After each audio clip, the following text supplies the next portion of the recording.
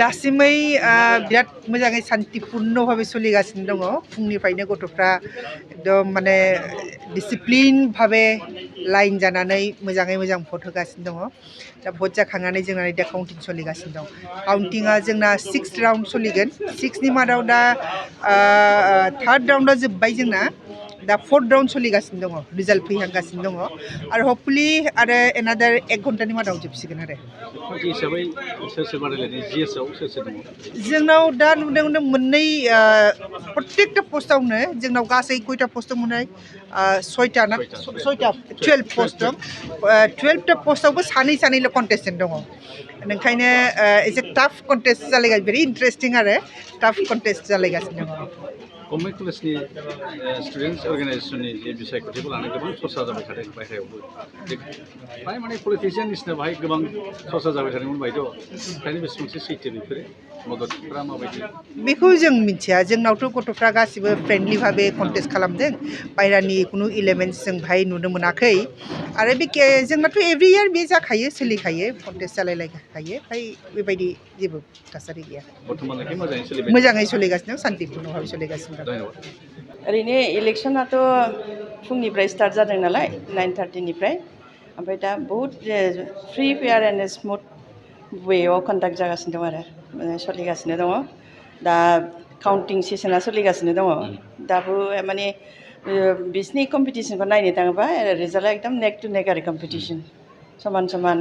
बेबो बहुद माने सासे एखमबा आवगायबा सासेया माने माबा जायो आरोखि लिडिं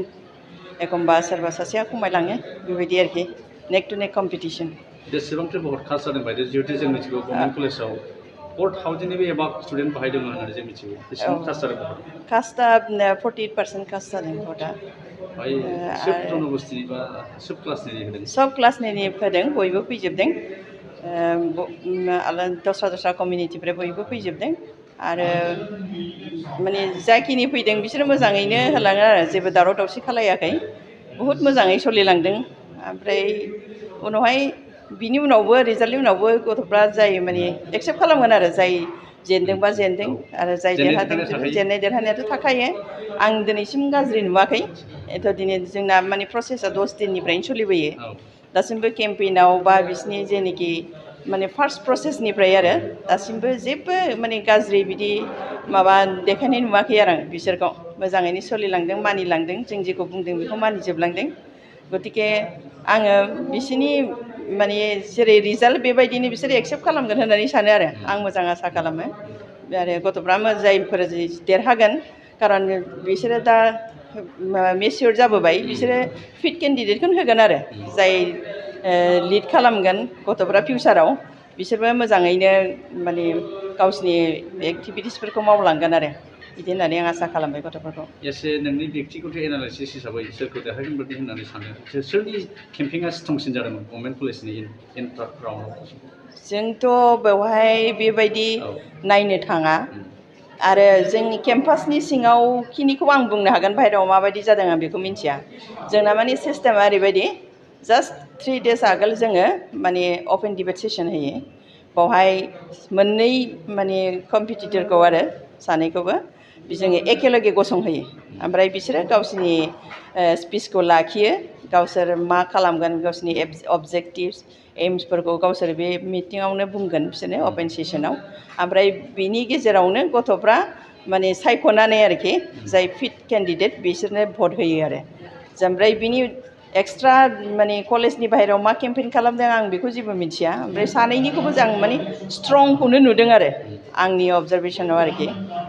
सानैबो माबाया स्ट्रं केन्डिडेटफ्रा मोननै ग्रुपआ आरोखि जोंनाव दा मोननै ग्रुप दङ लैहोर बसुमतारी आरो लेनिन ब्रह्म बिसोर जाबाय जेनेरेल सेक्रेटारिनि केन्डिडेट मोननैबो सानैबो बावहाय बिसोर मोननै ग्रुप जानानै फैदों आरो टिम इन्टेग्रिटि मोनसे टिम इउनाइटेड मोनसे मोननै ग्रुपखौबो स्ट्रं होननानै आं नुदों आरो दासिम नोंथाङा सानाय सुनाय बेरामनि जेंनायाव दं नामा जुदि नोंथाङा देहायाव सानाय सुनायजों भुगिनांगासिनो अब्ला नोंथांनि थाखाय गोजोनथाव खौरां नोंथांनि थाखाय दं एसआइ निउर' थेरापि सेन्टार बे थेरापि सेन्टाराव नोंथाङा गोरलैयैनो सानाय सुनाय बेरामखौ फाहामथाय लानो हागोन। ট্ৰিটমেণ্ট পাইছোঁ লগে লগে মোৰ মানে শৰীৰটো মানে একদম ফ্ৰী হৈ গৈছে। খোজ কঢ়াত খুব অসুবিধা আছিলে চাইডটো মোৰ একেবাৰে মানে বহুত বেয়া আছিলে মানে খোজকাঢ়িব মানে ভালকৈ পৰা নাছিলোঁ। ইয়াত মোটামুটি 3 দিন আহিয়ে মই ভালকৈ খোজকাঢ়িব পৰা হৈছোঁ। सिं सानाय, आफादावरि सानाय, मोदोम जरा सानाय, आइजोफोरनि जेंना, खर' सानाय बायदि बायदि बेरामखौ बे सेन्टाराव फाहामनाय जायो। एसआइ निउर' थेरापि सेन्टारा चिरांनि बेंटल सापागुरियाव दं। बे सेन्टाराव थानानैबो फाहामथाय लानो हानायनि सुबिदा दं। जुदि नोंथाङाबो फाहामथाय लानो लुबैदोंब्ला नैबे मबाइल नम्बर 7620160459 नङाब्ला 9476977956 आव थोंजोङै जगाजग खालामनो हागोन।